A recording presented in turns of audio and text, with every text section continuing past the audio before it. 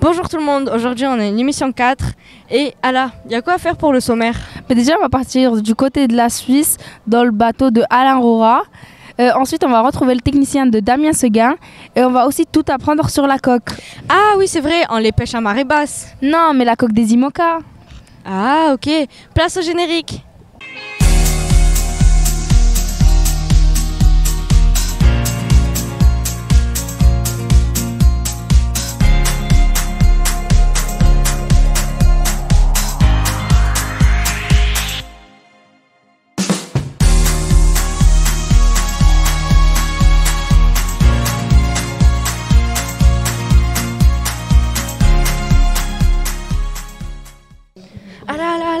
Je sais pas, il y a plus d'internet dans mon téléphone, je sais pas quoi faire. Ben, je connais Pierre Moisan, c'est le technicien d'Alain Rora, il peut te le réparer. Bon bah allons le voir.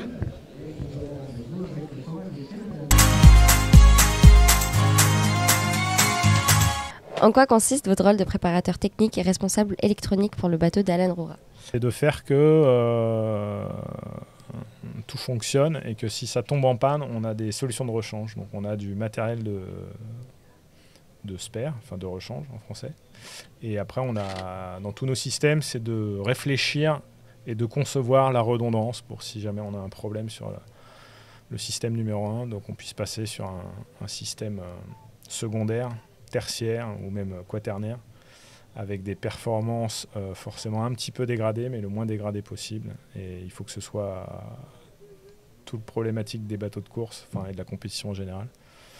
Si on prend trop de spares, c'est trop lourd, c'est cher, c'est lourd. Donc il faut que tous les systèmes soient réfléchis pour être facilement utilisables, performants, légers, pas chers, tout ce qui est impossible.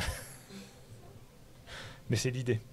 Quels sont les équipements électroniques les plus importants à bord et pourquoi sont-ils essentiels pendant la course? Pour répondre à cette question, il nous faut un compas. Et c'est donc l'instrument à bord le plus important. On l'a vérifié tout à l'heure, on en a 4. À bord, on a, ici et là. Donc à bord, on a 1, 2, 3, 4 compas. Et donc on peut passer de l'un à l'autre facilement.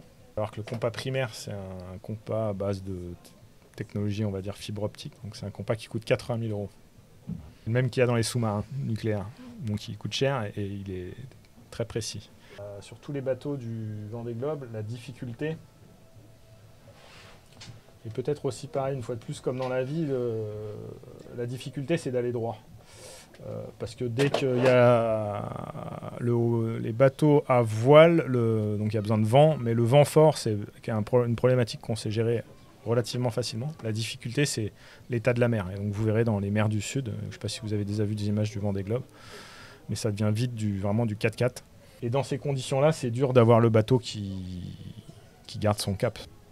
Le bateau est-il équipé d'un pilote automatique et comment fonctionne-t-il et comment est-il Alan? Il y a 3 pilotes automatiques, 2 de performance équivalente et des pilotes pixels sur mer. Donc c'est développé, c'est un pilote automatique. Donc ça, la page internet que vous avez vue tout à l'heure, c'est une page internet, c'est un système informatique qui est développé à Lorient par Pixel sur mer. On a 2 comme ça et on en a un 3e un peu plus basique. En quoi il aide Alan? Parce que physiquement, personne ne peut conduire ces bateaux-là pendant 80 jours. C'est juste physiquement pas possible. Peut-être que tu peux le faire pendant 2-3 jours, comme sur un ultra trail, sans dormir.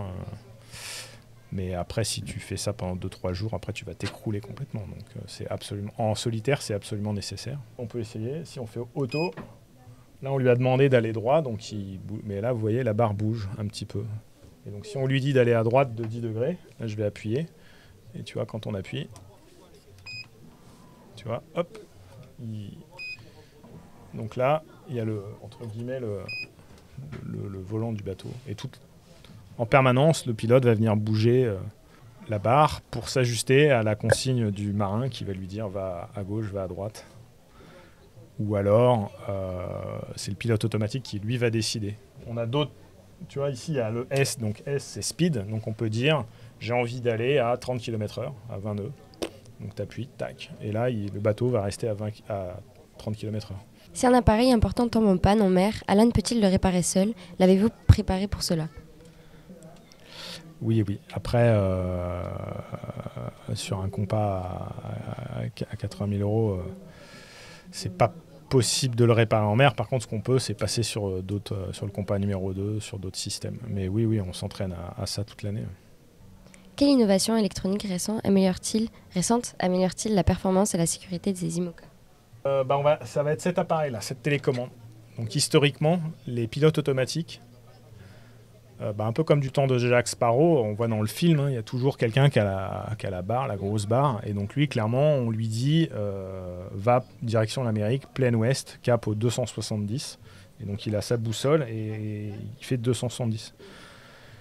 Donc le pilote automatique, celui-ci, là, marqué BNJ, quand on fait auto, c'est pareil. Il essaye d'aller droit. Mais donc il est intelligent, mais un peu limité, quoi, un peu bas du front, quoi. Parce qu'il fait qu'une seule chose, c'est aller droit. Et donc après, on a cette télécommande qui va nous permettre de faire autre chose que juste aller droit, et donc de réguler l'attitude du bateau en lui disant je veux que tu ailles à 20 nœuds, 30 nœuds, 15 nœuds. Merci beaucoup. Merci beaucoup à vous et félicitations pour ce que vous faites. Mais Safia, il est passé où, Nounours? Nounours, il est dans le bateau Apicil avec le technicien Timothée. Ah, retrouvons-le. Bonjour. Bonjour. Quelle modification avez-vous fait pour aménager le bateau de Damien par rapport à son handicap? Alors la seule amélioration qu'il y a dans le bateau, c'est en fait au niveau des manivelles, quand il tourne son winch, il a juste un manchon pour venir mettre son moignon et de l'autre côté il utilise sa main normalement. C'est vraiment la seule adaptation du bateau. Damien a-t-il des demandes particulières? Aucune, pas spécifique, que le bateau soit prêt, il nous fait confiance et les petits aménagements et on essaye d'optimiser pour que ce soit au plus confortable pour lui. Combien de personnes constituent le staff de Damien Seguin? Alors là, au total, il ne faut pas que je dise de bêtises, on est 6 ou 7. Et donc on est 4 en technique. Et après ça, il y a un bureau d'études, une personne en bureau d'études, un directeur technique et des personnes qui gèrent la communication aussi. Chaque personne a-t-elle un travail particulier et quelles sont les tâches clés? Alors chacun est spécialiste dans son domaine, donc moi je m'occupe plus des matériaux composites, donc c'est faire des pièces en carbone, améliorer toutes les pièces. Et alors Guillaume qui est boat captain s'occupe plus de l'accastillage, Hugo fait un peu de composite et de la préparation polyvalente, et on a une personne pour les cordages, une personne pour l'électronique, et chacun son rôle. Quelle est la préparation sportive et mentale quotidienne de Damien Seguin?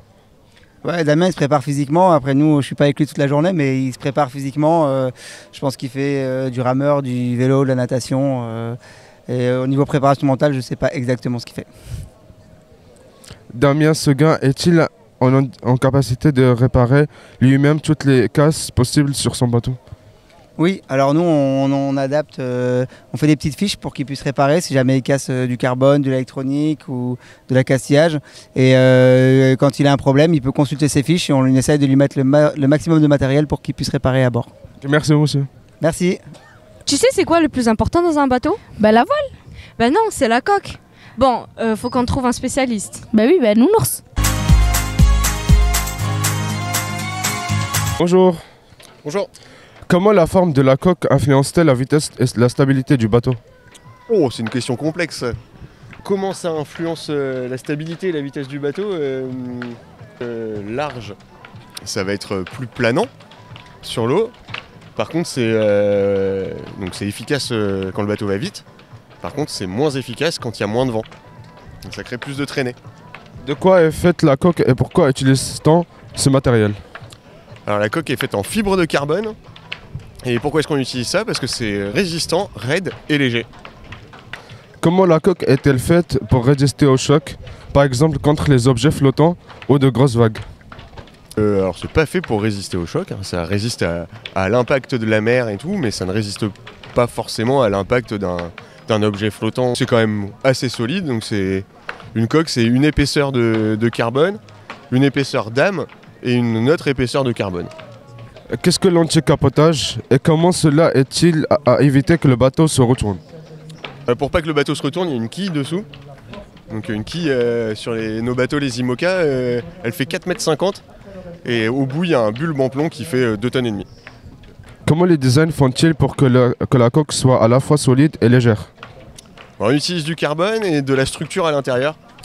Est-ce que les matériaux de la coque sont choisis en pensant à l'environnement? Oui et non. On n'a pas vraiment le choix dans le matériau qu'on utilise, le carbone. Après, on essaye d'être le plus économe possible et le plus efficace en ayant le moins de chutes et le moins d'impact à la construction des bateaux. Merci beaucoup. Pas de souci, avec plaisir. Bonjour monsieur, est-ce que vous voulez jouer à un jeu de vrai ou faux? Allez, go. Le jeu consiste à répondre à des questions soit par oui, soit par non. D'accord. Et il n'y a rien à gagner, juste pour le fun. Ok, parfait. Pour éviter que les poissons ne mordent les câbles de son bateau, un participant les induisait régulièrement du jus de citron. Je dirais faux. Oui, c'est faux. Des poissons volants ont frappé un skipper en pleine nuit. Je dirais vrai. Oui, c'est vrai. Certains skippers, comme Louis Perrand ou Louis Bourton, se sont retrouvés frappés en pleine nuit par ces poissons, parfois même au visage. Le skipper a utilisé les voiles pour se protéger d'une tempête de sable en mer. Je dirais vrai. Oui, c'est vrai. Lors d'une tempête, un skipper a dû découper des parties de son matelas pour boucher une fuite dans le cockpit. Vrai. Oui, c'est vrai. Non, c'est faux. C'est faux. Mince. Ouais. Un concurrent a utilisé une pédale de vélo pour générer de l'électricité, pédalant 3 heures par jour pour recharger ses batteries. Vrai. Non, c'est faux. C'est faux. Un concurrent a cuit ses aliments en plaçant ses casseroles sur le moteur de son bateau. Faux. Non, c'est vrai. Ah, c'est vrai, mince. Merci pour avoir joué. Merci. Oh Safia, aujourd'hui c'est une journée grave fatigante. Oui, je suis trop fatiguée. Mais oui, mais pour le moins on pourra se détendre devant les images du jour. Place aux images du jour.